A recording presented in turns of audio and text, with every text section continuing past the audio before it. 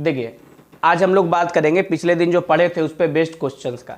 2 question यहाँ पे लिखा गया है। क्या है क्वेश्चन में? कह रहा है कि प्रोटॉन और alpha particle of equal momentum, मतलब क्वेश्चन में देखना होगा कि क्या बात मेन है। तो कह रहा है इक्वल मोमेंटम, मतलब दोनों का मोमेंटम सेम है, यूनिफॉर्म मैग्नेटिक फील्ड में नॉर्मली इंटर करता है। तो नॉर्मली इंटर करेगा तो सर्कुलर पाथ वाला कॉन्सेप्ट लगाएंगे, ठीक है। Find the ratio of their radius of orbit, तो कह रहा है उसके रेडियस ऑफ ऑर्बिट का रेशियो क्या होगा, दोनों का, प्रोटॉन और अल्फा का। तो देखिए रेडियस का फॉर्मूला क्या होता है, R is equal to M V बटा क्यू बी होता है, और इसको हम लोग क्या कहते हैं भाई, एम वी को P कहते हैं, और P बटा Q B. According to question क्या कहा है, देखिएगा यहां से देखिएगा, अकॉर्डिंग टू क्वेश्चन कह रहा है P सेम है और दोनों एक ही मैग्नेटिक फील्ड में एंट्री भी कर रहा है, तो B सेम है। तो इसका मतलब ये है कि रेडियस जो होगा वो चार्ज के इन्वर्सली प्रोपोर्शनल होगा। रेडियस जो होगा वो चार्ज के क्या होगा, इन्वर्सली प्रोपोर्शनल होगा। तो रेडियस चार्ज के इन्वर्सली प्रोपोर्शनल होगा, तो हम क्या कहेंगे कि रेडियस किसका, हमको कौन है, प्रोटॉन और अल्फा। तो रेडियस ऑफ प्रोटॉन और बटा radius of alpha is equal to charge on alpha और बटा चार्ज ऑन प्रोटॉन। क्यों, इन्वर्स का रिलेशन है ना। तो अल्फा पे चार्ज होता है, अल्फा पे चार्ज होता है आपका कितना, 2e, और प्रोटॉन पे चार्ज होता है e के बराबर। याद रखना अल्फा पे चार्ज 2e होता है, अल्फा पे चार्ज 2u होता है और मास 4m होता है ना। और प्रोटॉन पे क्या होता है, प्रोटॉन के रिस्पेक्ट में बताते हैं, प्रोटॉन पे चार्ज e होता है और मास इसका m होता है। e से e कट जाएगा, आंसर कितना आ जाएगा भाई, 2:1। कितना आ जाएगा, 2:1। अब देखिए हमारे सामने हमारा अगला क्वेश्चन भी है। क्या कह रहा है, प्रोटॉन और alpha particle are being accelerated in uniform magnetic field with same potential difference, मतलब समझ लीजिए पोटेंशियल डिफरेंस भी क्या है, दोनों के लिए सेम है और दोनों एक ही मैग्नेटिक फील्ड में भी चल रहा है, ये तो नोट कर लिए। हमसे कह रहा है कि प्रोटॉन और अल्फा पार्टिकल के रेडियस का रेशियो बता दीजिए। क्या कर रहा है, प्रोटॉन और अल्फा पार्टिकल के रेडियस का रेशियो बता दीजिए। तो अभी हम बता देंगे, लेकिन रेडियस का फॉर्मूला यहाँ पे किस टर्म में लिखना होगा, पोटेंशियल डिफरेंस के टर्म में। पोटेंशियल डिफरेंस के टर्म में हम बता चुके हैं फॉर्मूला क्या होता है पोटेंशियल डिफरेंस के टर्म में, √2m/q और v।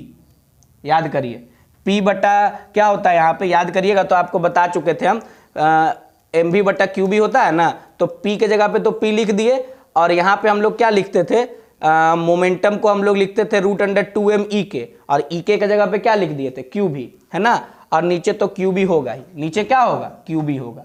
अब देखिएगा ध्यान से, पहले इसको थोड़ा हम सॉल्व कर ले। तो रूट अंडर क्या हो जाएगा, 2m बटा q, ऐसे लिखिए आप, √2m, है ना, और q तो नीचे आ जाएगा, √2m, और यहाँ पे होगा q और यहाँ पे होगा v।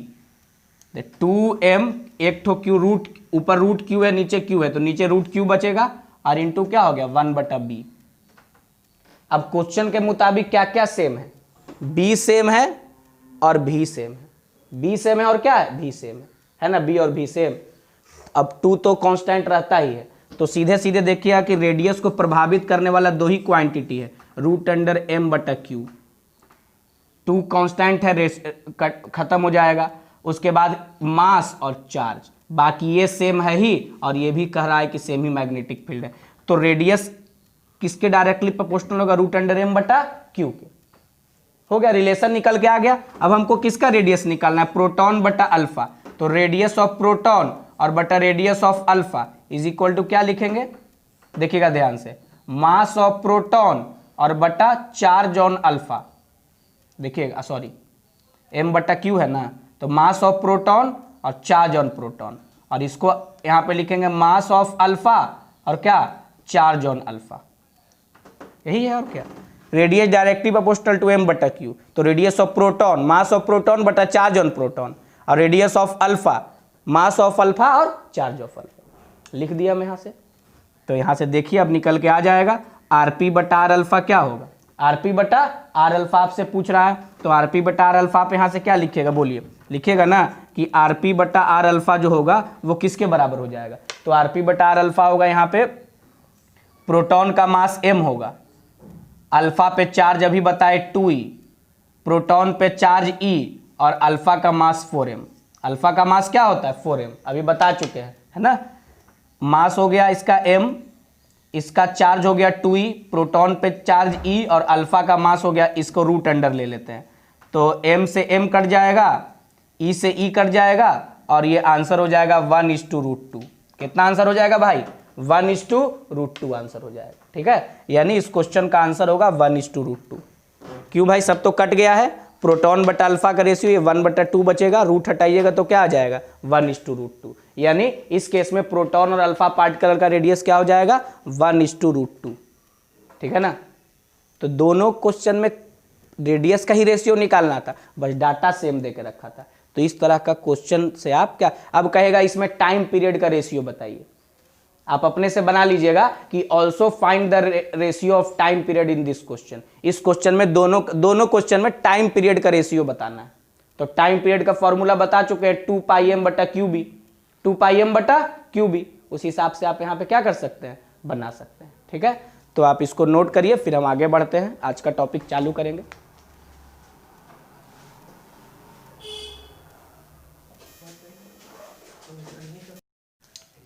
देखिए अब हम बात करेंगे कि अभी तक हम लोग देख रहे थे F बराबर क्यू भी क्रॉस बी। इसमें हम लोग क्या देखे कि किसी भी चार्ज को, मूविंग चार्ज को मैग्नेटिक फील्ड जहां मौजूद था केवल वहां रखे तो उस पर मैग्नेटिक फोर्स लगा, वो हम क्यू भी क्रॉस बी देखे।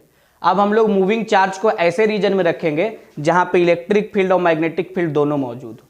मतलब अभी तक देख रहे थे खाली मैग्नेटिक फील्ड, इलेक्ट्रिक फील्ड वाला हम लोग देख चुके हैं कहाँ, इलेक्ट्रोस्टैटिक्स में। और किसी भी चार्ज को, स्टेशनरी चार्ज को अगर हम इलेक्ट्रिक फील्ड में रखते थे तो उस पर फोर्स लगता था QE, और मूविंग चार्ज को मैग्नेटिक फील्ड में रखे तो फोर्स कितना हो गया Q भी क्रॉस B। अब क्या है कि एक ऐसा रीजन है जहां पे इलेक्ट्रिक फील्ड भी मौजूद है और मैग्नेटिक फील्ड भी मौजूद है, और उस रीजन में हम लोग चार्ज को रखेंगे। उस रीजन में क्या करेंगे, मूविंग चार्ज को रखेंगे, स्टेशनरी चार्ज को नहीं, क्योंकि अगर स्टेशनरी चार्ज रहेगा तो खाली उस पर इलेक्ट्रिक फील्ड फोर्स लगा पाएगा, मैग्नेटिक फील्ड उस पर फोर्स नहीं लगा पाएगा। लेकिन अगर चार्ज मूविंग है तो उस पर इलेक्ट्रिक फील्ड के कारण भी फोर्स होगा और मैग्नेटिक फील्ड के कारण भी फोर्स होगा। तो हम लोग क्या कहेंगे भाई, हम लोग लिखेंगे यहां से, क्या लिखेंगे कि force experienced by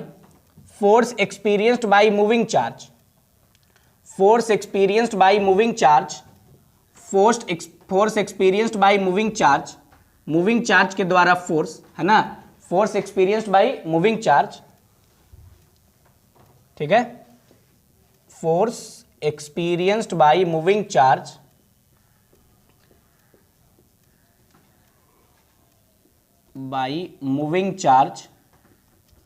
force experienced by moving charge कहां, in uniform electric field and magnetic field, in uniform electric field and magnetic field, electric field and magnetic field both, है ना, यूनिफॉर्म इलेक्ट्रिक फील्ड और uniform magnetic field दोनों मौजूद रहेगा तो यही जो फोर्स है ये लॉरेंज फोर्स कहलाता है, ठीक है। जैसे मान लीजिए किसी रीजन में इलेक्ट्रिक फील्ड और मैग्नेटिक फील्ड दोनों मौजूद है, हमारे पास एक चार्ज है Q जो v वेलोसिटी से मूव कर रहा है। कितना से मूव कर रहा है, v वेलोसिटी से। तो हम लोग क्या कहेंगे, लिखेंगे ना force on charge Q, force on charge Q, किस पे फोर्स आपका, Q चार्ज पे, force on charge Q, force on charge Q due to electric field, due to electric field, due to electric field, electric field के कारण charge Q पे कितना force लगेगा, QE, कितना फोर्स लगेगा, QE, है ना। और force on charge Q, force on charge Q due to magnetic field, due to magnetic field, magnetic field के कारण कितना फोर्स लगेगा, Q into V cross B। मतलब हम क्या माने हैं, हम माने हैं कि एक चार्ज Q है जो एक ऐसे रीजन में मूव कर रहा है v वेलोसिटी से जहां पे E इलेक्ट्रिक फील्ड और B मैग्नेटिक फील्ड है। पहले आप लिख लेंगे, क्या लिख लेंगे यहाँ पे, हेयर सपोजिंग, क्या मान रहे हैं हम लोग यहाँ पे, क्या कंसीडर कर रहे हैं, here considering the charge Q moving with velocity, charge Q moving with velocity v, moving with velocity v in a region of uniform electric field, uniform electric field E vector, uniform electric field E vector and magnetic field B vector, and magnetic field B vector, है ना। हम क्या consider कर रहे हैं कि हमारा charge Q भी वेलोसिटी से मूव करे एक ऐसे रीजन में जहां पे इलेक्ट्रिक फील्ड ई मौजूद है और मैग्नेटिक फील्ड क्या है, बी मौजूद है। तो दोनों के कारण इलेक्ट्रिक फील्ड चार्ज पे कितना फोर्स लगाएगा और मैग्नेटिक फील्ड चार्ज पे कितना फोर्स लगाएगा, यहां हम लिख दिए। तो नेट फोर्स कितना होगा चार्ज पे, net force acting on charge, net force acting on charge, charge पे जो नेट फोर्स लगेगा वो किसके बराबर होगा भाई, तो कहेंगे कि चार्ज पे जो नेट फोर्स लगेगा वो होगा F, टोटल फोर्स किसके बराबर होगा, वो जो आपका इलेक्ट्रोस्टैटिक फोर्स है और जो आपका क्या है मैग्नेटिक फोर्स है, दोनों को जोड़ दीजिए, दोनों का वेक्टर सम, दोनों का क्या होगा वेक्टर सम। इसीलिए क्या लिखिएगा कि चार्ज पे जो नेट फोर्स लगेगा वो क्या होगा QE और प्लस Q इंटू भी क्रॉस बी, Q इंटू भी क्रॉस बी। तो Q आप ले लीजिए कॉमन और E प्लस भी क्रॉस बी, E प्लस भी क्रॉस बी, ये वही फोर्स है जो चार्ज किस पे लगा रहा है, जो चार्ज पे लग रहा है इलेक्ट्रिक फील्ड और मैग्नेटिक फील्ड दोनों के मौजूदगी में। ऐसा आप देखिएगा ऑब्जेक्टिव में पूछा जाता है, लॉरेंज मैग्नेटिक फोर्स का ही इक्वेशन है, सीधे यही डायरेक्ट पूछ देगा आपसे, है ना। तो इलेक्ट्रिक फील्ड मैग्नेटिक फील्ड दोनों मौजूद है तो यही लॉरेंज फोर्स कहलाता है। यही क्या कहलाता है, इसको देखते हैं, इसको हम लोग लॉरेंज फोर्स कहते हैं। और यही जो है आपका मूविंग चार्ज पे फोर्स लगता है अगर इलेक्ट्रिक फील्ड और मैग्नेटिक फील्ड दोनों मौजूद रहता है। तो उसका जनरल इक्वेशन तैयार होकर आ गया हमारे पास। अब देखिए इसमें अलग अलग सिचुएशन है। सबसे पहले हम आपको पहला सिचुएशन करके दिखाते हैं, सिचुएशन 1। तो सिचुएशन 1 में क्या है भाई, तो सिचुएशन 1 में मान लीजिए ऐसा कह दिया कि V और B परपेंडिकुलर है, V और B क्या है परपेंडिकुलर, E किधर भी है उससे कोई मतलब नहीं है, V और B परपेंडिकुलर है, V और B क्या है आपका परपेंडिकुलर। अब आप सोच लीजिए कि जब V और B परपेंडिकुलर होगा तो क्या घटना घटेगा, सॉरी V और B क्या होगा यहाँ पे पैरेलल होगा, परपेंडिकुलर नहीं, V और B क्या होगा पैरेलल। तो V और B पैरेलल होगा तो क्या करिएगा यहाँ पे, तो V और B अगर पैरेलल होगा तो देखिए जैसे ही V और B पैरेलल हुआ तो मैग्नेटिक फोर्स जीरो हो जाएगा, मैग्नेटिक फोर्स का मैग्नीट्यूड क्या हो जाएगा जीरो। क्यों भाई, क्योंकि आप इसको जान रहे हैं, क्या जान रहे हैं, F बराबर Q तो है ही और मैग्नीट्यूड लिखिएगा E, और इसको क्या लिखेंगे हम V क्रॉस B को VB साइन थीटा लिखते हैं, कल बताएं आपको VB साइन थीटा। तो VB साइन थीटा में थीटा हो जाएगा आपका कितना जीरो, तो खाली जो फोर्स लगेगा नेट फोर्स जो लगेगा वो किसके बराबर होगा QE के बराबर, नेट फोर्स किसके बराबर होगा QE के बराबर, QVB तो जीरो हो गया। यानी अगर किसी रीजन में इलेक्ट्रिक फील्ड और मैग्नेटिक फील्ड दोनों मौजूद है लेकिन चार्ज पार्टिकल का वेलोसिटी मैग्नेटिक फील्ड के पैरेलल हो जाए तो उस पर केवल और केवल कौन फोर्स लगाएगा, इलेक्ट्रिक फील्ड, मैग्नेटिक फील्ड का कोई फोर्स लगने वाला नहीं है। तो आप क्या कहिएगा भाई, तो आप कहिएगा यहां पे हेयर, क्या कहेंगे हम, हेयर द चार्ज पार्टिकल जो आपका चार्ज पार्टिकल है will experience, here the charge particle will experience force only due to electric field, केवल और केवल किसके कारण करेगा, इलेक्ट्रिक फील्ड के कारण। अब देखिए अब हम थोड़ा सा इलेक्ट्रिक फील्ड वाले में जाएंगे। इलेक्ट्रिक फील्ड अगर किसी चार्ज पे फोर्स लगाता है तो अगर वो चार्ज प्लस है तो वो इलेक्ट्रिक फील्ड के डायरेक्शन में ही मूव करेगा, अगर वो चार्ज क्या है माइनस है तो वो इलेक्ट्रिक फील्ड के अपोजिट डायरेक्शन में मूव करेगा। फोर्स लगेगा बस जिस डायरेक्शन में इलेक्ट्रिक फील्ड है, जैसे मान लीजिए ना हम एक इमेजिन कर लेते हैं एक केस, यहाँ पे इधर के तरफ क्या है इलेक्ट्रिक फील्ड, सॉरी इधर के तरफ मान लीजिए मैग्नेटिक फील्ड और इधर के तरफ आप मान लीजिए क्या इलेक्ट्रिक फील्ड, और चार्ज पार्टिकल ऐसे चल रहा है। तो देखिए B और V तो पैरेलल है ही, आप देख रहे हैं Q चार्ज है, B और V क्या है पैरेलल है, तो मैग्नेटिक फोर्स इस पे लगेगा नहीं, इस पे खाली एक ही फोर्स लगेगा क्या QE। तो खुद सोचिए सिर्फ एक ही दिशा में फोर्स लग रहा है, तो जिस दिशा में फोर्स लग रहा है उस दिशा में इसका एक्सेलरेशन होगा, जिधर फोर्स लग रहा है उधर ही चार्ज क्या होगा मूव करेगा। तो क्या कहेंगे यहाँ पे चार्ज पार्टिकल इलेक्ट्रिक फील्ड के डायरेक्शन में मूव करेगा। हाँ फोर्स लग रहा है फोर्स क्या है, लग रहा है, इसीलिए उसका वेलोसिटी बदल जाएगा, उसका मोमेंटम बदल जाएगा, उसका काइनेटिक एनर्जी बदल जाएगा। एक चीज नहीं बदलेगा, वो है डायरेक्शन।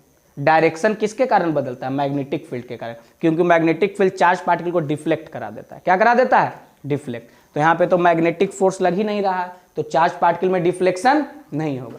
तो क्या कहिएगा ना कि इन दिस केस, ध्यान देना है, इन दिस केस, इस केस में वेलोसिटी, मोमेंटम और काइनेटिक एनर्जी विल चेंज करेगा, क्योंकि फोर्स तो लग रहा है क्यू के बराबर, तो वेलोसिटी, मोमेंटम, काइनेटिक एनर्जी बदलेगा, but direction will not change, direction will not same, है ना, डायरेक्शन आपका same, but direction will not change, लेकिन डायरेक्शन चेंज नहीं करेगा, है ना। ध्यान देना है कि डायरेक्शन नहीं बदलेगा अगर चार्ज पॉजिटिव है, अगर चार्ज क्या है, पॉजिटिव है, और अगर चार्ज निगेटिव है।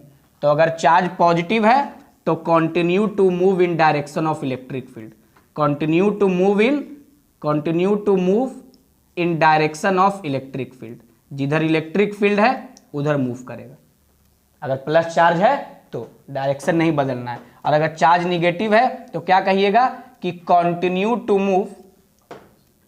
To move in direction opposite to electric field, in direction opposite to electric field, बस, मतलब स्ट्रेट लाइन में मूव करेगा। पाथ क्या होगा यहाँ पे पाथ ऑफ चार्ज क्या होगा, चार्ज का पाथ कैसा होगा, स्ट्रेट लाइन होगा। ये सब भी ध्यान रखिएगा, है ना, स्ट्रेट लाइन, अनडिफ्लेक्टेड, यही सब वर्ड इसके लिए यूज होता है। सीधे सरल रेखा में वो चलते चला जाएगा। क्यों भाई, क्योंकि केवल और केवल उस पर इलेक्ट्रिक फील्ड के कारण ही फोर्स लग रहा है, और इलेक्ट्रिक फील्ड के कारण फोर्स सीधे सीधे पढ़ाए थे, प्लस चार्ज है तो इलेक्ट्रिक फील्ड के डायरेक्शन में, और माइनस चार्ज है तो इलेक्ट्रिक फील्ड के अपोजिट डायरेक्शन में, और तो कुछ सोचना ही नहीं। मतलब है दोनों, लेकिन फोर्स केवल कौन लगा रहा है, इलेक्ट्रिक फील्ड, है ना, क्योंकि मैग्नेटिक फील्ड के कारण फोर्स जीरो है, क्योंकि भी और बीच का एंगल क्या है, 0 डिग्री। तो मैग्नेटिक तो फोर्स लग रहा है, इस कारण से वेलोसिटी, मोमेंटम और काइनेटिक एनर्जी बदलेगा, क्योंकि चार्ज पार्टिकल का एक्सेलरेशन यहाँ पे होगा। कहेगा, पूछेगा यहाँ पे चार्ज पार्टिकल का एक्सेलरेशन क्या होगा, तो एक्सेलरेशन बराबर होता है फोर्स बटा मास, फोर्स बटा मास। तो फोर्स यहाँ पे कितना लग रहा है, QE, और मास मान लीजिए कितना है, m, तो एक्सेलरेशन क्या होगा, QE बटा m, हम कह सकते हैं। ठीक है, सीधे अनडिफ्लेक्टेड वो निकल जाएगा मैग्नेटिक फील्ड से। लेकिन एक बात हम बार बार बोल रहे हैं, अनडिफ्लेक्टेड निकलेगा, मतलब उसमें कोई डिफ्लेक्शन नहीं होगा, लेकिन ऐसा नहीं है कि जिस वेलोसिटी से घुसा था उसी वेलोसिटी से बाहर निकलेगा, वो सब बदल जाएगा, क्योंकि फोर्स लग रहा है। और न्यूटन का लॉ हमको सिखाता है कि अगर फोर्स लगता है तो एक्सेलरेशन आएगा, और एक्सेलरेशन आया तो जरूर वेलोसिटी बदल रहा होगा। अब वेलोसिटी बदलेगा तो मोमेंटम और काइनेटिक एनर्जी अपने आप बदल जाएगा। ठीक है, तो आप इसको नोट करिए, फिर हम लोग इसके आगे बढ़ते हैं।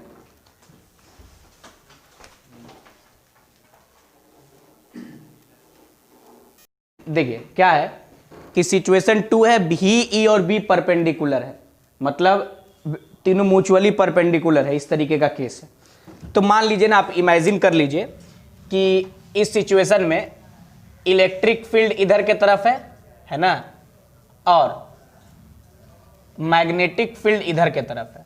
ये आपका कौन सा एक्सिस है, ये मान लीजिए आपका वाई एक्सिस है, ये एक्स एक्सिस है, और ये कौन सा एक्सिस है भाई, जेड एक्सिस।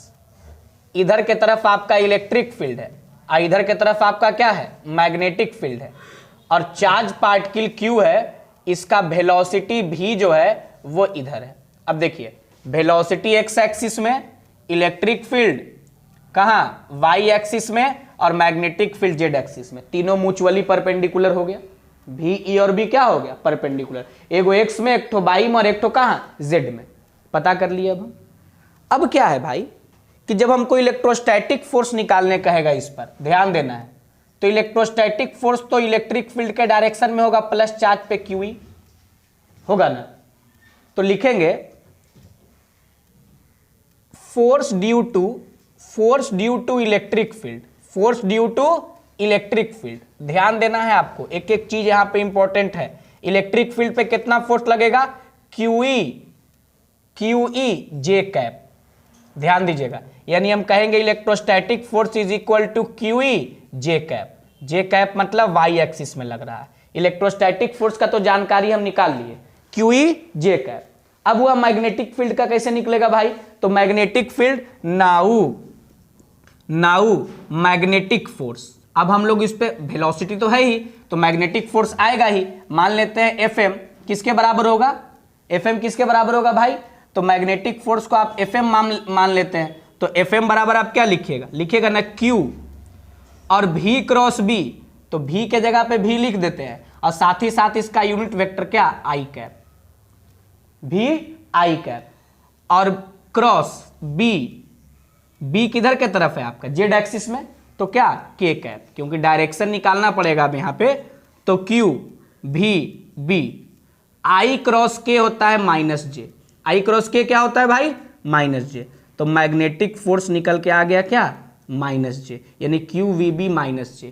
मतलब आप सोच लीजिए हम क्या बोल रहे हैं यहाँ पे हम ये बोलना चाह रहे हैं कि Q चार्ज जो भी वेलोसिटी से इधर चल रहा था, अब इस पर मैग्नेटिक फोर्स नीचे लग गया, QVB क्या लग गया आपका QVB, QE ऊपर और QVB नीचे।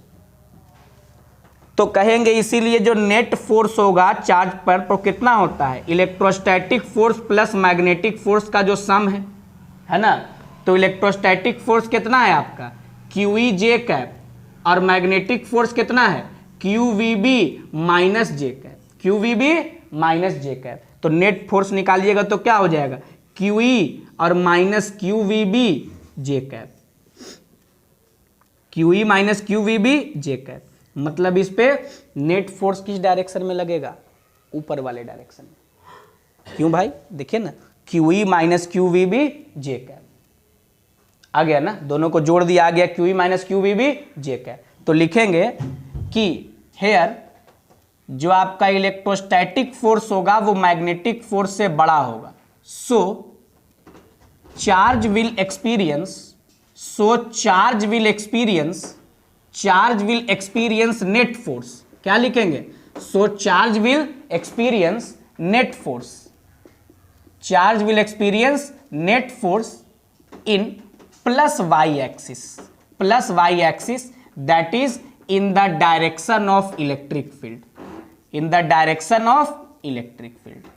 फोर्स लग रहा है, किधर के तरफ फोर्स लग रहा है, ऊपर की तरफ। ये हम नहीं बोले, ये हम कैलकुलेट किए। ये तो पता था हमको, इलेक्ट्रिक फील्ड तो जिस डायरेक्शन में रहता है फील्ड उसी में, और मैग्नेटिक फील्ड निकाल लिए क्रॉस प्रोडक्ट से QE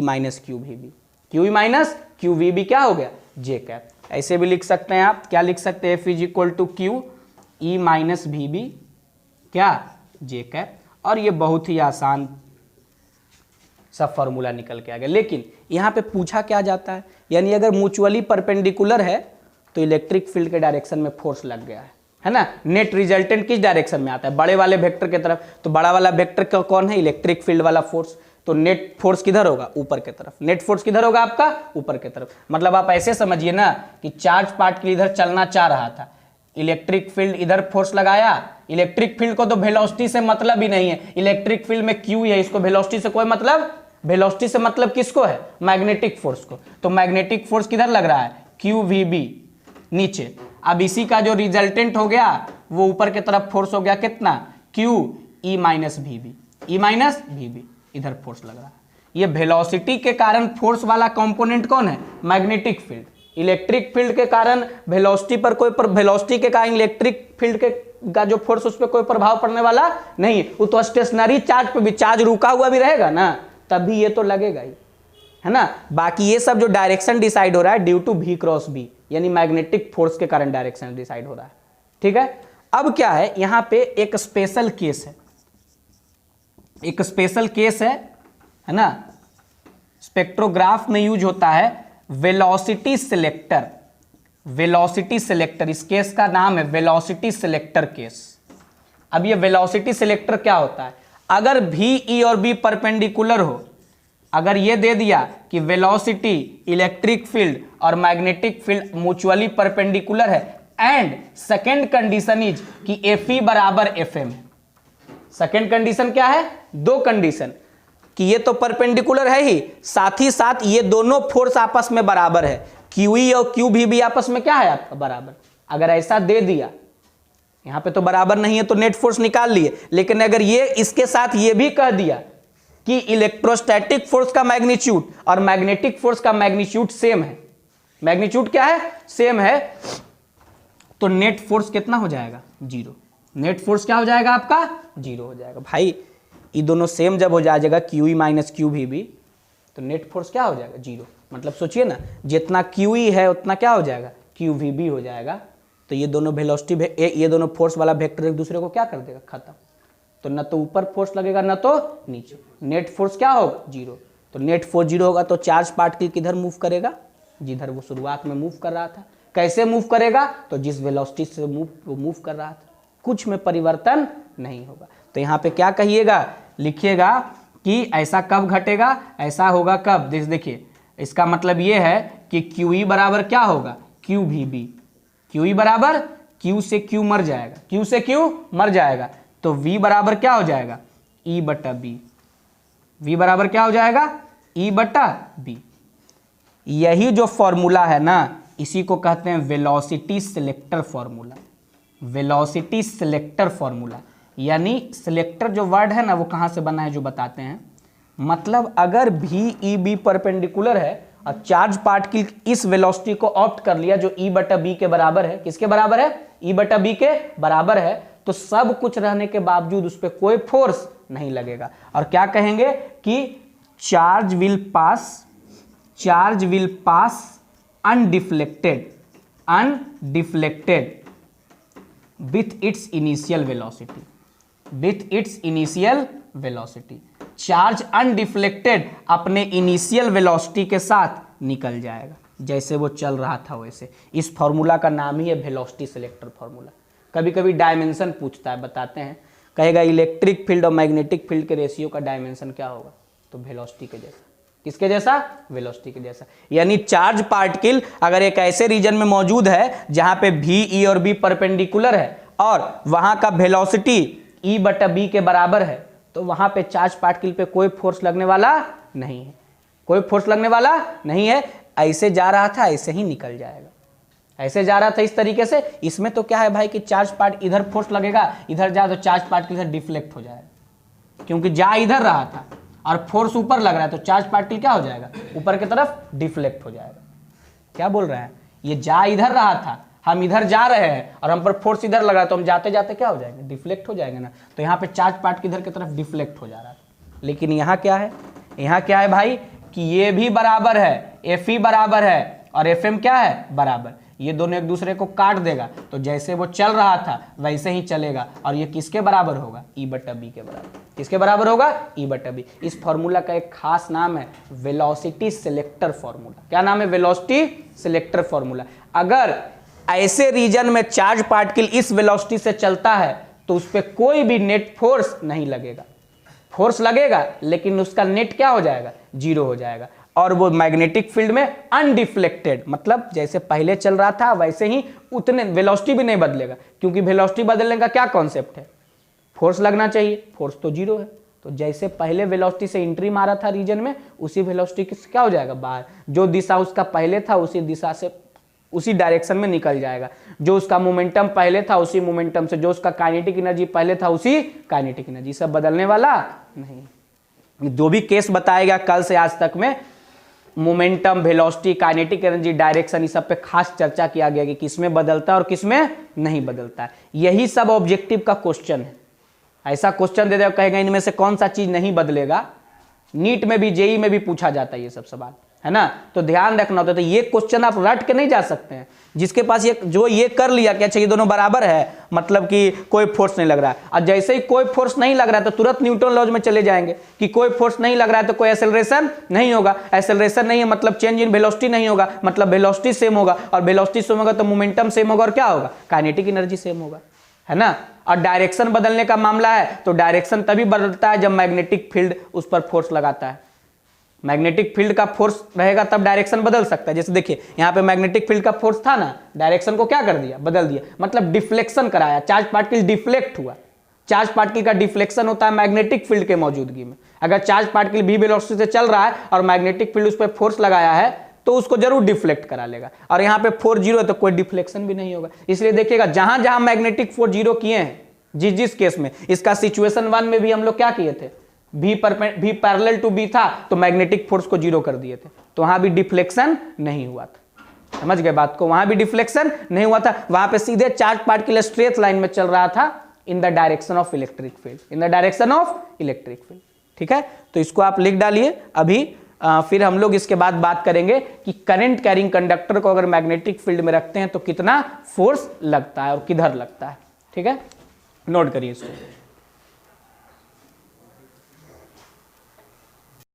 देखिए अब हम लोग बात करेंगे कि अगर किसी करंट कैरिंग कंडक्टर को, अभी तक हम लोग क्या देख रहे थे, चार्ज को मैग्नेटिक फील्ड या इलेक्ट्रिक फील्ड में रखे।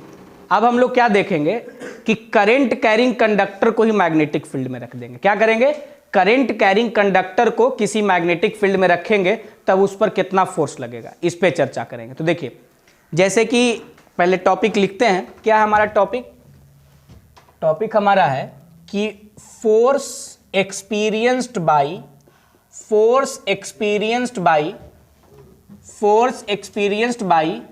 Current carrying conductor, force experienced by current carrying conductor in uniform magnetic field, in uniform magnetic field। थोड़ा सा इसमें करंट का कॉन्सेप्ट यूज होगा, जो हम लोग करंट में ड्रिफ्ट वेलोसिटी वगैरह पढ़े हैं उसका यूज होगा यहाँ पे, देखिएगा ध्यान से। यूनिफॉर्म मैग्नेटिक फील्ड में अगर करंट कैरिंग कंडक्टर को रखते हैं तो उस पर कितना फोर्स लगता है। क्या बोल रहे हैं कि यूनिफॉर्म मैग्नेटिक फील्ड में अगर हम करंट कैरिंग कंडक्टर को रखते हैं तो उस पर कितना फोर्स लगता है। तो देखिए ध्यान दीजिएगा, ऐसे तो मान लीजिए कि एक आपका इस तरीके से क्या है भाई, इस तरीके से मैग्नेटिक फील्ड मौजूद है किसी रीजन में, है ना, इस डायरेक्शन में ऐसे हम लोग मैग्नेटिक फील्ड बना देते हैं। इस डायरेक्शन में मैग्नेटिक फील्ड आपका क्या है, मौजूद है, और एक कंडक्टर है, इसमें आई करंट बह रहा है। कंडक्टर का लंबाई उम्बाई अभी फिलहाल हमको नहीं पता, बस इसमें आई करंट बह रहा है। अब कहेंगे कि मैग्नेटिक फील्ड भी इधर है, अब कहेंगे बताइए इस पर कितना फोर्स लगेगा। सिंपल सी बात, इस पर कितना फोर्स लगेगा। तो देखिए इसके लिए ना कुछ कुछ काम आपको करना पड़ेगा, एग्जाम्पशन लेना पड़ेगा, कुछ इमेजिनेशन करना पड़ेगा। क्या इमेजिनेशन करना पड़ेगा, जो देखिए ध्यान से, कंडक्टर में करंट बह रहा है, ये तो देखने में बहुत आसान लग रहा है, लेकिन कंडक्टर में करंट बहने का मैकेनिज्म है जो कि हम करंट इलेक्ट्रिसिटी में पढ़ चुके हैं। अगर आप कंडक्टर के थोड़े से रीजन को, थोड़ा सा मान लीजिए ना कि इतना दूर को आप क्या करते हैं भाई, जूम करने का मतलब समझते हैं ना, इतना दूर को आप जूम कर दीजिए, 10 गुना जूम कर दीजिए, जितना ये है ना इसका 10 गुना जूम कर दीजिए, इतना यहाँ पे नहीं दिखा सकते, जूम करके देखेंगे। तो इसको जब जूम करिएगा ना तो कोई भी कंडक्टर का जो क्रॉस सेक्शन होता है ना भाई, वो सिलिंड्रिकल होता है। वो क्या होता है आपका, सिलिंड्रिकल होता है। थोड़ा सा जूम किए तो देखे क्या कि सिलिंड्रिकल, 10 गुना जूम करके देख रहे हैं, ठीक है, सिलिंड्रिकल है। मान लिए कि हम जितना एलिमेंट का बात किए हैं ना, जितना दूर का बात किए हैं उसका लंबाई है dx, एक छोटा सा टुकड़ा dx लेके और उसको हम जूम करके देख रहे हैं, यही जूम करके देख रहे हैं, मतलब इतना दूर को देखे ना जूम करके तो ऐसे दिखाई दे रहा था, सिलिंड्रिकल क्रॉस सेक्शन है ये। अब क्या है, इसमें करंट कहाँ बह रहा है, ऊपर की तरफ। इसमें करंट कहाँ बह रहा है भाई मेरे, ऊपर की तरफ करंट बह रहा है।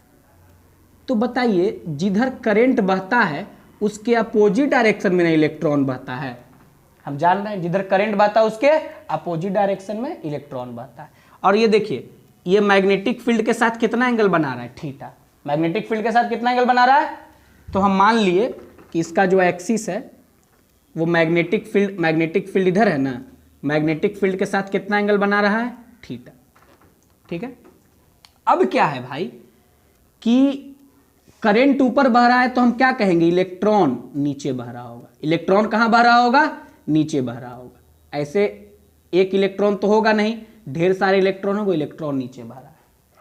मतलब अभी हम इसको जूम करके देखें तो अलग अलग घटना देखें। क्या घटना देखें कि इसमें करंट ऊपर बह रहा है तो इलेक्ट्रॉन को किधर बहते हुए देखें हम, नीचे। अब हम पूरे कंडक्टर को नहीं, केवल इसको उठाए हैं जिसका लेंथ कितना लिए हैं, dx लिए हैं। कितना लेंथ लिए हैं, dx। अब देखिए आप ऐसा मानिए ना, let the number of electrons पर यूनिट वॉल्यूम ऑफ कंडक्टर के पर यूनिट वॉल्यूम में नंबर ऑफ इलेक्ट्रॉन का संख्या आप मान लीजिए n। कितना मान लीजिए, n। मतलब उसके 1 मीटर क्यूब में कितना इलेक्ट्रॉन है, n, है ना। और जो करंट बह रहा है, सिंस आप ऐसा पढ़े होंगे, करंट जो बढ़ता है आई इज इक्वल टू क्या होता है, ANEVD, ANEVD, जहां A area of cross section है कंडक्टर का, ए क्या है, कंडक्टर का area of cross section, N क्या है, number of electron per unit volume, E क्या है, इलेक्ट्रॉन पे चार्ज, ई क्या है, इलेक्ट्रॉन पे चार्ज, और वीडी क्या है, ड्रिफ्ट वेलोसिटी, वीडी क्या है आपका, ड्रिफ्ट वेलोसिटी। कोई दिक्कत है यहाँ पे? अब देखिए इसके अंदर ढेर सारा इलेक्ट्रॉन बह रहा है, हम केवल एक इलेक्ट्रॉन का बात करेंगे, किस पे बात करेंगे, केवल एक इलेक्ट्रॉन पे, तो कहेंगे force experienced by one electron, एक इलेक्ट्रॉन का बात करिए, एक, ज्यादा नहीं, force experienced by one electron, एक इलेक्ट्रॉन पे कितना फोर्स लगेगा, तो देखिएगा ध्यान से, वो मैग्नेटिक फोर्स होगा क्योंकि इलेक्ट्रॉन मोशन में है उसके अंदर, तो देखिए क्या लिखिएगा, इलेक्ट्रॉन पे फोर्स क्या होगा, क्यू भी क्रॉस बी होता है ना, फॉर्मूला होता है क्यू भी क्रॉस बी, तो इलेक्ट्रॉन पे चार्ज है -E, और इलेक्ट्रॉन कंडक्टर के अंदर किस वेलोसिटी से चलता है, ड्रिफ्ट वेलोसिटी से, और मैग्नेटिक फील्ड कितना मौजूद है, बी मौजूद है, मतलब इलेक्ट्रॉन इसके अंदर किस वेलोसिटी से चलता है, ड्रिफ्ट वेलोसिटी से, किससे चलता है, ड्रिफ्ट वेलोसिटी से, ड्रिफ्ट वेलोसिटी से चलता है, इस पे कितना फोर्स लगेगा भाई, तो कहेंगे क्यू भी क्रॉस बी, इलेक्ट्रॉन पे चार्ज कितना है, -E, और कंडक्टर के अंदर जब करंट बढ़ता है तो इलेक्ट्रॉन का वेलोसिटी क्या होता है, ड्रिफ्ट वेलोसिटी के बराबर VD, और मैग्नेटिक फील्ड तो बी मौजूद है ही, तो क्या हो जाएगा, VD क्रॉस बी, एक इलेक्ट्रॉन इतना फोर्स एक्सपीरियंस कर रहा है, कितना इलेक्ट्रॉन, एक इलेक्ट्रॉन इतना फोर्स एक्सपीरियंस कर रहा है। तो आप बताइए, हम अगर इस पूरे को कंसीडर करेंगे तो number of electrons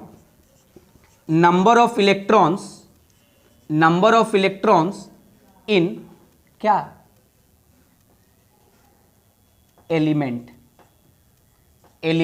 of length dx, in element of length dx length वाला जो एलिमेंट है उसमें नंबर ऑफ इलेक्ट्रॉन कितना होगा बताइए, 1 मीटर क्यूब में n इलेक्ट्रॉन है, यूनिट वॉल्यूम में कितना इलेक्ट्रॉन है आपका, n, यूनिट वॉल्यूम में कितना इलेक्ट्रॉन है, n, तो ये जो चुने हैं इसका वॉल्यूम कितना है, वॉल्यूम बराबर क्या होता है, एरिया ऑफ क्रॉस सेक्शन गुना लंबाई, एरिया ऑफ क्रॉस सेक्शन गुना लंबाई, 1 मीटर क्यूब में n इलेक्ट्रॉन था तो इतना वॉल्यूम में कितना इलेक्ट्रॉन होगा, NADX, हम एक इलेक्ट्रॉन पे फोर्स पता कर लिए हैं, कितना, -E VD क्रॉस बी, तो इसमें कितना इलेक्ट्रॉन है टोटल, इसमें कितना इलेक्ट्रॉन है टोटल, तो इसमें टोटल इलेक्ट्रॉन का संख्या क्या होगा आपका, यहाँ पे ये एक इलेक्ट्रॉन पे चार्ज कितना है, -E, तो जो इलेक्ट्रॉन का संख्या उसको यहाँ पे क्या कर देंगे, गुना कर देंगे, इलेक्ट्रॉन के संख्या से यहाँ क्या कर देंगे, गुना कर देंगे। तो देखिए क्या लिखिएगा यहाँ पे,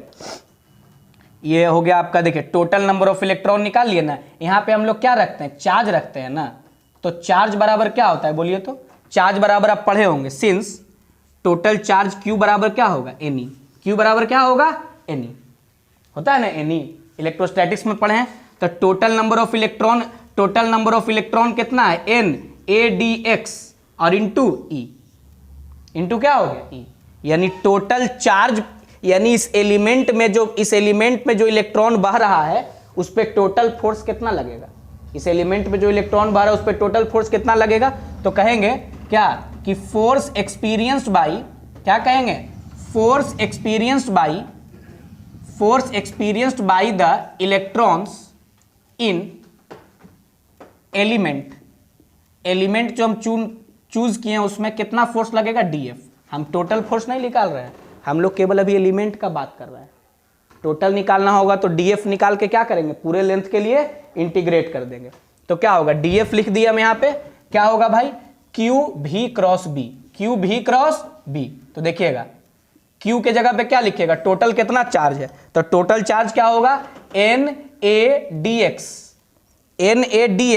और E, NADX और E, देखिएगा NADX और E है ना, और इंटू क्या, V क्रॉस B, और VD क्रॉस क्या कर देंगे, B कर देंगे, क्योंकि इलेक्ट्रॉन का वेलोसिटी तो VD होता है, यानी ये टोटल चार्ज, ये एलिमेंट में टोटल चार्ज कितना है, NADX इंटू E और VD क्रॉस B।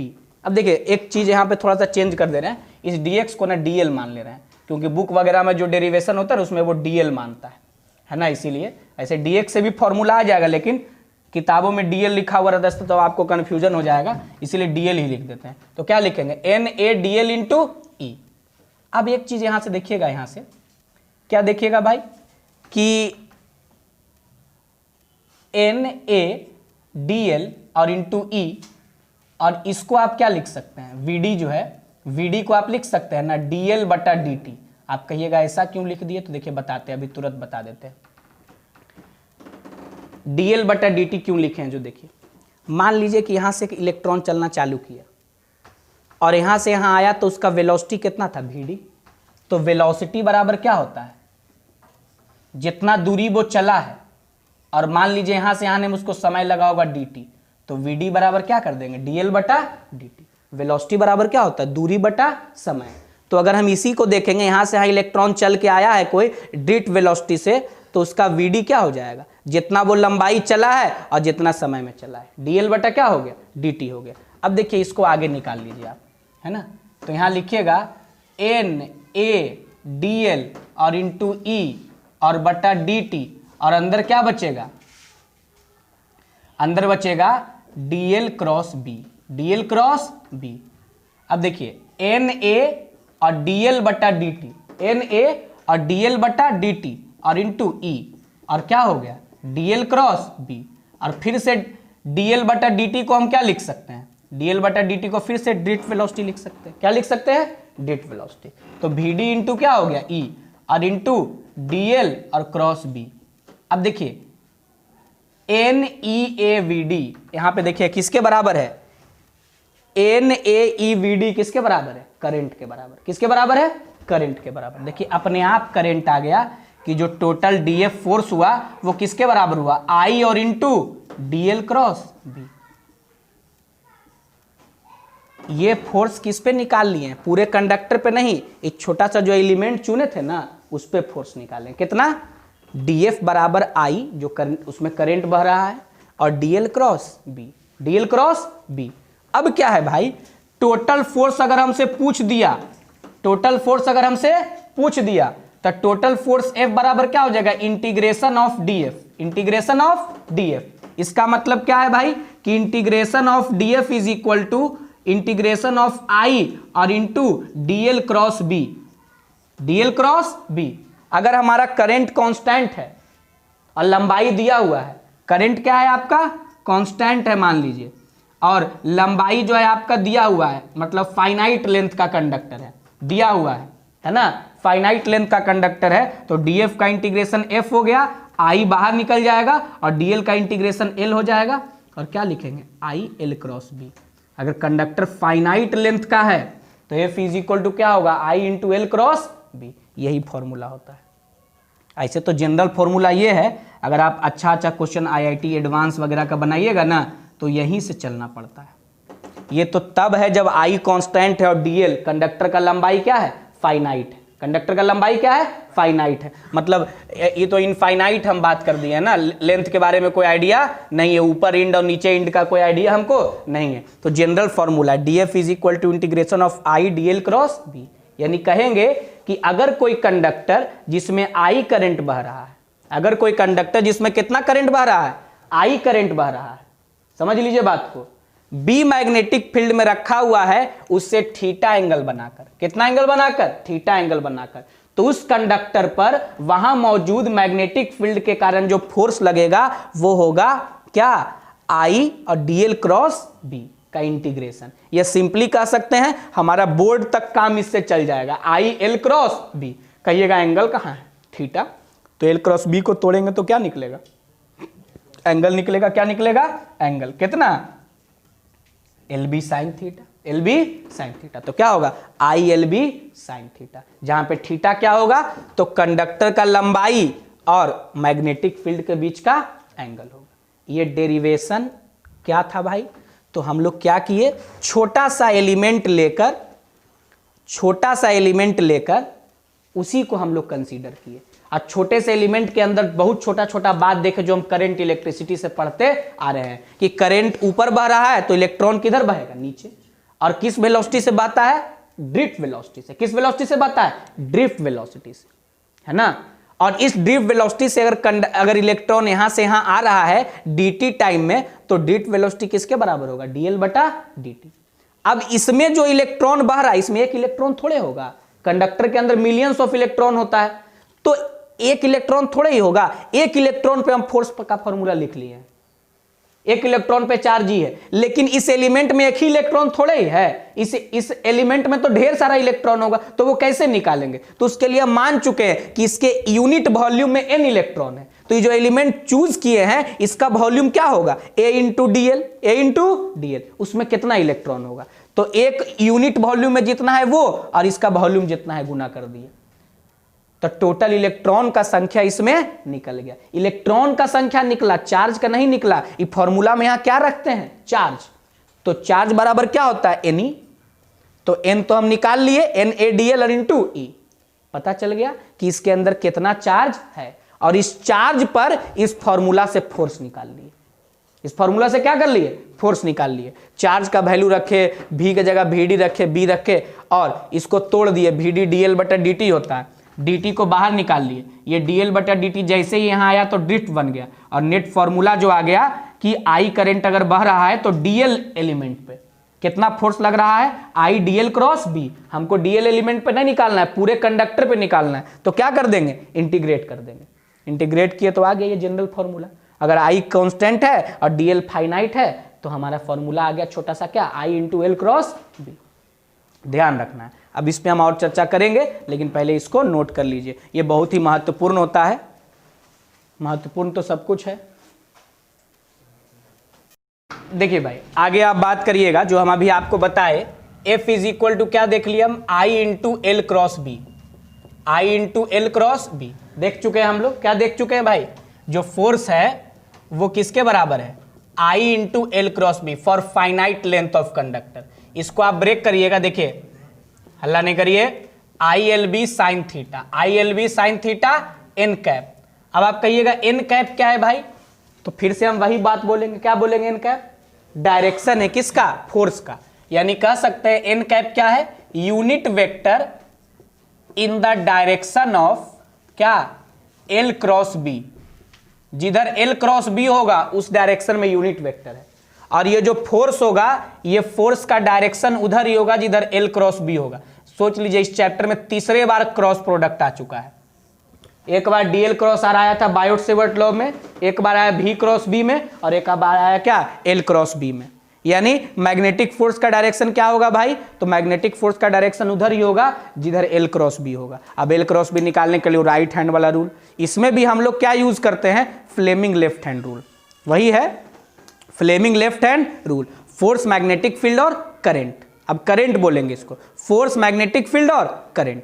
समझ रहे हैं ना बात को? फोर्स, मैग्नेटिक फील्ड और करंट बोलेंगे। तो हम लोग लिखते हैं, ऐसे लिख देते हैं कि आप गड़बड़ाइएगा नहीं।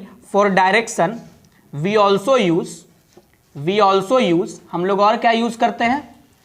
Fleming's left hand rule. Fleming's left hand rule, left hand rule यहां भी हम लोग लगा सकते हैं। बस उसको क्या कहेंगे? फोर्स, मैग्नेटिक फील्ड और करंट। समझे बात को? कल जो फिगर बनाए थे उसको एक बार आप यहां बना लीजिएगा। फ्लेमिंग्स लेफ्ट हैंड रूल हम लोग यूज करते हैं।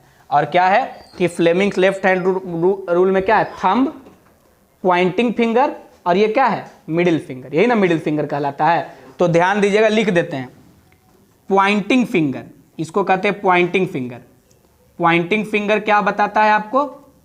पॉइंटिंग फिंगर बताता है मैग्नेटिक फील्ड को। किसको बताता है? मैग्नेटिक फील्ड को। और मिडिल फिंगर किसको बताता है? मिडिल फिंगर किसको बताता है आपको? तो मिडिल फिंगर बताता है किसको? आपको करंट को। किसको बताता है? करंट को, बी को और आई को। और आपका थंब, थंब उस समय क्या बताता है आपका भाई? तो थंब आपका बता देता है किस चीज को? फोर्स को। किसको बताता है? देखिए सब कुछ निकल के आ जाएगा। थंब किसको बताता है? फोर्स को बताता है। आप बहुत ही आसानी से यहां से डायरेक्शन क्या कर सकते हैं? निकाल सकते हैं। ठीक है, तो ये हो गया डायरेक्शन। अब मान लीजिए ना कि एक तो मैग्नेटिक फील्ड ऐसे चल रहा है, ध्यान दीजिएगा। अब मैग्नेटिक फील्ड ऐसे चल रहा है और कंडक्टर ऐसे रखा है, कहेंगे इस पर किधर फोर्स लगेगा? कहेंगे ना कंडक्टर ऐसे रखा हुआ है तो किधर फोर्स लगेगा? तो देखिए क्या होगा? एल क्रॉस बी निकाल के देखिए, एल क्रॉस बी। तो एल किधर के तरफ है? जे कैप के तरफ। एल किधर के तरफ है आपका? जे कैप के तरफ। और मैग्नेटिक फील्ड किधर के तरफ है? आई कैप के तरफ। किधर है आपका? आई कैप के तरफ। तो जे क्रॉस आई क्या हो जाएगा? माइनस के। तो इस पे फोर्स किधर लगेगा? अंदर के तरफ। समझे। इस तरीके से आप डायरेक्शन निकाल सकते हैं। डायरेक्शन पे ज़्यादा चर्चा नहीं करेंगे, फिर से वही बोलेंगे राइट हैंड के पाम को एल की तरफ रखेंगे, बी की तरफ मोड़ेंगे, जिधर थंब होगा उधर ही फोर्स होगा, बार बार यही बात बोलते हैं, हाँ भी वही बोलेंगे। हाँ, लेकिन इसका जो मैग्नीट्यूड है यहाँ पे फोर्स का, क्या जो है मैग्नीट्यूड है वो कितना है आपका, तो मैग्नीट्यूड क्या है आपका ILB साइन थीटा। ध्यान दीजिएगा ILB साइन थीटा। यहाँ पे कुछ कुछ केस है, जैसे मान लीजिए कि थीटा अगर 0 डिग्री है या फिर क्या है 180 डिग्री, तक कोई फोर्स नहीं लगना है, कोई भी फोर्स नहीं लगना है। और अगर थीटा 90 डिग्री है तो मैक्सिमम फोर्स लगेगा कंडक्टर पे, कितना ILB। कहने का मतलब ये है कि अगर किसी रीजन में ऐसे मैग्नेटिक फील्ड मौजूद है और यहाँ पे आप एक कंडक्टर रख दे रहे हैं, मान लीजिए ये कंडक्टर है, इस कंडक्टर का लंबाई L है, इसमें I करंट बह रहा है और L लंबाई है, तो कहेंगे इस पे कोई भी फोर्स नहीं लग रहा होगा, क्योंकि ये मैग्नेटिक फील्ड के अलोंग ही रखा हुआ है। ये क्या है मैग्नेटिक फील्ड के अलोंग रखा हुआ है। लेकिन अगर आप ऐसा केस मान लेते हैं, ये मान लीजिए मैग्नेटिक फील्ड मौजूद है ना, और एक कंडक्टर को आप ऐसे रखे हैं, तो मैग्नेटिक फील्ड और कंडक्टर एक दूसरे पे क्या है परपेंडिकुलर है, तो इस केस में कंडक्टर पे मैक्सिमम फोर्स लगेगा, कितना ILB या BIL, सबसे अच्छा हम लोग या BIL बिल साइन थीटा या ILB, कुछ भी याद रखते हैं, ठीक है। तो ये केस था कि किसी भी कंडक्टर को हम यूनिफॉर्म मैग्नेटिक फील्ड में रखते हैं तो उस पर कितना फोर्स एग्जर्ट होता है। तो क्या है, पहले से मैग्नेटिक फील्ड भी मौजूद है, कंडक्टर में I करंट बह रहा है, तो उस पर कितना फोर्स लगेगा L लंबाई के कंडक्टर पे ILB। ये आपका समझ लीजिए कि एक स्पेशल केस पे चर्चा कर रहे हैं। हालांकि जनरल फॉर्मूला कभी मत भूलिएगा, DF is equal to DL, DF is equal to क्या I और इंटू DL क्रॉस B, उसका इंटीग्रेशन, वो जनरल फॉर्मूला है। वहीं से हम मान लिए कि लेंथ फाइनाइट है, कंडक्टर स्ट्रेट है, तो हम लोग का फॉर्मूला आ गया है IL क्रॉस B, और इसको तोड़ दिए, ठीक है। मैक्सिमम फोर्स कब लगेगा और जीरो फोर्स कब लगेगा ये बता दिए। अब देखिए क्या है, ये तो पता हो गया कि पहले से मैग्नेटिक फील्ड मौजूद था, उसमें हम किसी कंडक्टर को रख दिए तो उस पर फोर्स लगने लगा ILB साइन थीटा के बराबर। अब क्या है कि दो कंडक्टर है, मतलब ऐसे सोचिएगा कि एक कंडक्टर ऐसा है और दूसरा कंडक्टर ऐसा है, देख रहे हैं ना, इसमें I1 करंट बह रहा है और इसमें I2 करंट बह रहा है, इसमें I1 करंट बह रहा है, इसमें I2। अब कोई मैग्नेटिक फील्ड बाहर से मौजूद नहीं है, तो ये कंडक्टर इस पर फोर्स लगाएगा, ये कंडक्टर इस पर, कहिएगा ऐसा क्यों, तो कोई कंडक्टर में करंट बह रहा है तो ये अपने आसपास क्या क्रिएट कर लेगा, क्या क्रिएट कर लेगा अपने आसपास मैग्नेटिक फील्ड।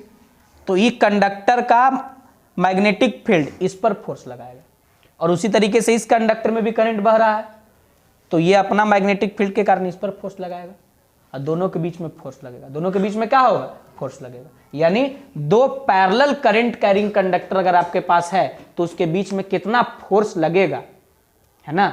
इस इक्वेशन पे चर्चा हम लोग अगले क्लास में करेंगे, लेकिन वो यहीं से निकल के आएगा।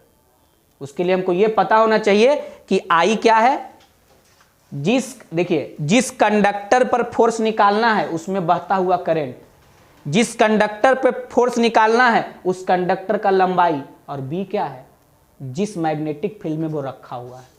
ये तीनों चीज का यूज होगा, जिसमें जिस कंडक्टर पे फोर्स निकालना है उसमें बहता हुआ करंट और उसका खुद का लेंथ, और मैग्नेटिक फील्ड क्या है, तो जो बाहर से मैग्नेटिक फील्ड मौजूद है वो।